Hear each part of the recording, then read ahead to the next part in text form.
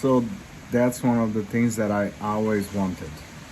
To be working, I'm working. Let me just close my laptop because it's professional stuff. I'm working.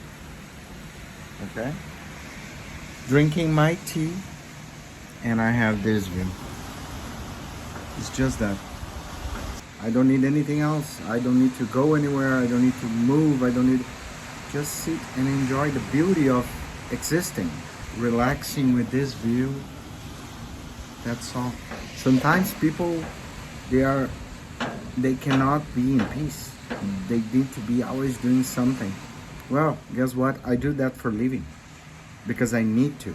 So when I have the chance to just be and just do my work quietly, that's the most peaceful. Nothing happening around, no noise, not a lot of people, not demands, not asking this, not asking that. Just silence and enjoying. Just enjoying. Learning how to be happy with yourself. If you cannot stay in one place for more than 15-20 minutes without checking your phone, without freaking out, there is something else wrong. Look for the inner peace. Look for being happy with yourself, about yourself.